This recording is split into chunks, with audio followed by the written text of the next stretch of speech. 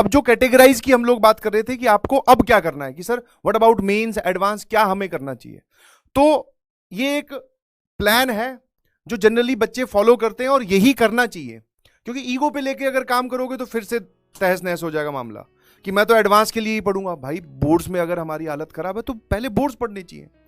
ये समझ में, हम किसी के सामने बुला के थोड़ी ना आपको ये सब बातें बोल रहे हैं कि तू बोर्ड्स ही पढ़। आप घर पे बैठे हैं, आपको अभी कोई जानता नहीं है, आपका कोई दोस्त नहीं है, आप अपने हिसाब से अपनी कैटेगरीज बनाइए कि आप कहाँ लाए कर रहे हो, जो मार्क्स हैं आपके मार्क्स के हिसाब से, ठीक है। अब अगर आपके 100 से नंबर कम आ रहे हैं तो इट इज 100% रिक्वेस्टेड कि प्लीज आप बोर्ड्स पे फोकस करिए। ऐसा पाया गया है, देखा गया है कि 12वीं वाले बच्चे जब ड्रॉप लेते हैं तब उनको फिर बोर्ड्स की टेंशन होती है, बिकॉज उनको इंप्रूवमेंट भरना पड़ता है। रीजन बीइंग, डरा नहीं रहा हूं, जो बात है वो बता रहा हूं, समझ में, डरा नहीं रहा हूं। मैं नहीं चाहता हूं कि आप में से कोई भी अगली साल बोर्ड्स का पेपर फिर से दे। बट हाँ, जिन लोगों ने बोर्ड शिद्दत से नहीं दिया, 68% पे रुक गए, 70% पे रुक गए, आपको फिर से जेई तो देना ही पड़ेगा। अब जेई के लिए फिर से बोर्ड्स देने पड़ेंगे इंप्रूवमेंट। तो ये बोर्ड्स वाला जो थैला है ये एक बार में यहीं रख जाओ, 12वीं में, समझ में आया? इसको अपने साथ उठा के नहीं घूमना है। तो अगर आपके 100 से नंबर कम आ रहे हैं तो प्लीज कोशिश करिए कि आप अपना 100% फोकस बोर्ड्स पे ही रखेंगे, ठीक है। उसके लिए क्या करना है सर, PYQ सॉल्व कर रहे हैं, रिपीटेड मोड में सॉल्व करने हैं, एक लिख के देखना है, जैसे बचपन में करना था ना, अपने बचपन में करते थे, पूरा पढ़ लिया, अब उसको कर दिया बंद, पेन उठाया, कॉपी पे लिखना स्टार्ट किया। सर तीसरी लाइन के बाद में नहीं समझ में आ रहा, क्या करूं, रख दे, वापस जाओ उस पर, फिर पढ़, फिर लिखना शुरू कर। यही तरीका है, यही सब फॉलो करते हैं, समझ में? लिख लिख के देखना है। मैथ्स है तो सवाल सॉल्व कर लिया, उसको फिर अपनी कॉपी पे सॉल्व करके देखा। भाई देखो, मैं पहली बता रहा हूँ, मेरी मैथ्स, मैंने आपको पूरे साल बताई है, मेरी मैथ्स बहुत वीक थी। मैंने सिर्फ एनसीईआरटी करी थी और 99 मार्क्स आए थे, ठीक है। मैथ्स की NCERT is your Bible for boards, literally बता रहा हूँ, बाइबल फॉर बोर्ड्स, ठीक है। चुपचाप उसको अच्छे से पढ़ लो, उसके सारे क्वेश्चन जो एग्जाम्पलर वाली शीट भी होती है वो लगा लो, सॉल्व एग्जाम। अगर आपने अपनी एनसीईआरटी कर लिया, आप मैथ्स आपको धोखा यहां नहीं देगा, लिटरली बता रहा हूं, यहां नहीं देगा। जेई मेंस में तंग करता है बच्चों को, लेकिन बोर्ड्स में तंग नहीं करेगा, लिटरली बता रहा हूं। फिजिक्स आपको अब तंग करेगी, फिजिक्स जेई मेंस की आसान आई थी, बोर्ड्स में आपको तंग करेगी, क्योंकि अब आपको प्रॉपरली लिखना पड़ेगा चीजों को, ठीक है, जिसकी आपको आदत नहीं है। इसलिए हम कह रहे हैं जो बच्चे 100 मार्क्स से नीचे वाले हैं, अब मेरे को पता है, अब आपके मन में पता क्या आएगा, सर मैं बोर्ड, हाँ मेरे को पता है, अब आप अपने लिए दो रास्ते जबरदस्ती बनाओगे जहां से आप दोनों में दिक्कत खाओगे। मैं वही कहता हूं, क्लैरिटी होना अपनी लाइफ में बहुत इंपॉर्टेंट है। अब जब हम आपको बोल रहे हैं ना 100 से नीचे वाले, आप चुपचाप अपना बोर्ड संभाल लो। आपको लगेगा नहीं सर आप ना हमें नीचे आ कर रहे हो और आप कह रहे हो कि हम मेंस की तैयारी नहीं करें। अगर मैं मेंस की तैयारी नहीं करूंगा तो मेरे को कॉलेज कहां से मिलेगा? अरे भाई अगर तू ये नहीं करेगा ना तो कॉलेज से दूर तेरे को अगले बार बोर्ड्स में ही बैठना पड़ जाएगा, ठीक है। देखो हमारे सामने, वही सचिन सर की बात है, अगर तुम हमारे सामने होते ना तो हम सबको अलग अलग बता पाते।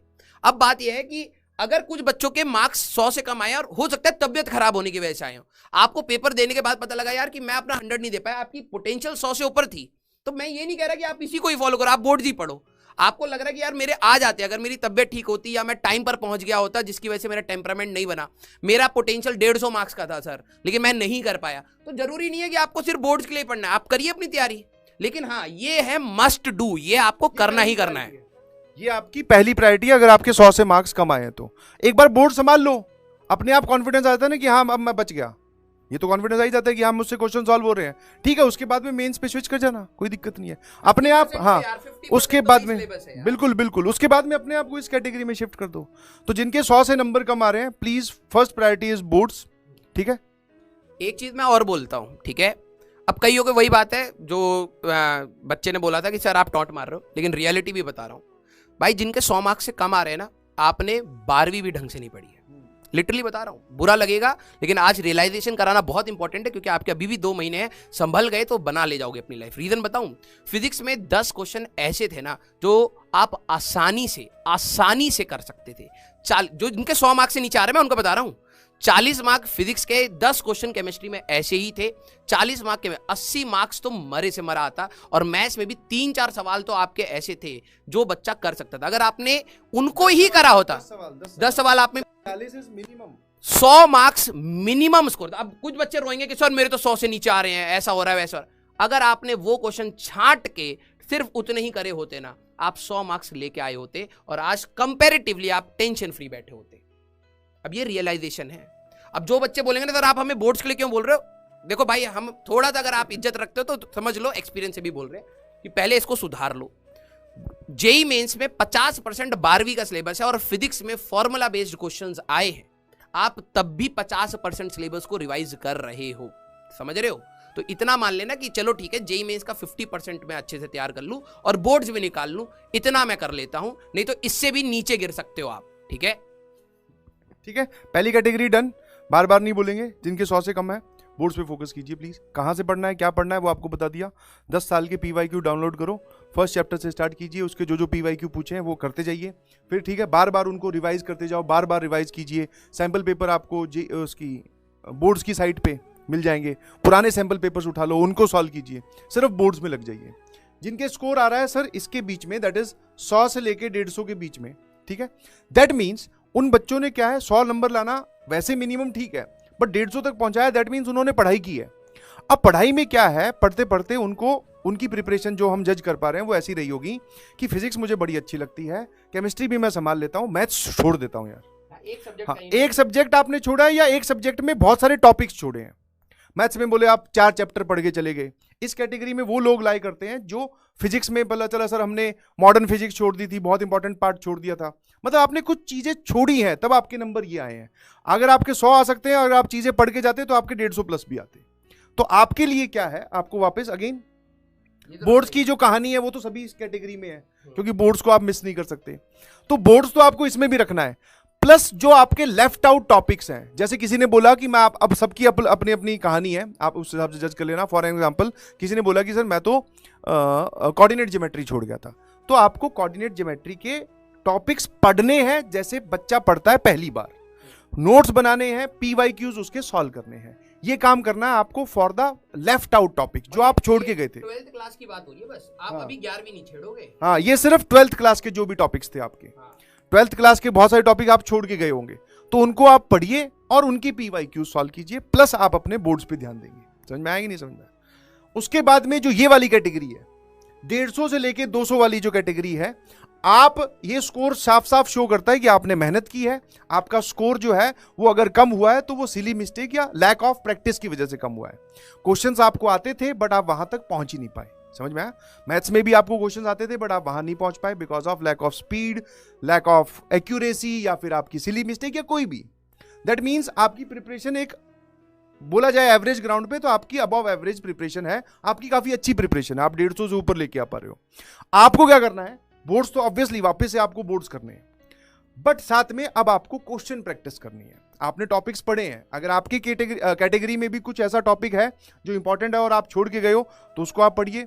दूसरा, आप प्रैक्टिस ज्यादा कीजिए प्लीज, ठीक है? अपने क्वेश्चंस को एनालाइज कीजिए, प्रैक्टिस कीजिए, खूब सारे सवाल लगाओ, PYQs, और प्लस मॉड्यूल में आपकी जो एक्सरसाइज 2 और एक्सरसाइज 3 होती है उसमें आप प्रैक्टिस पे ध्यान दीजिए।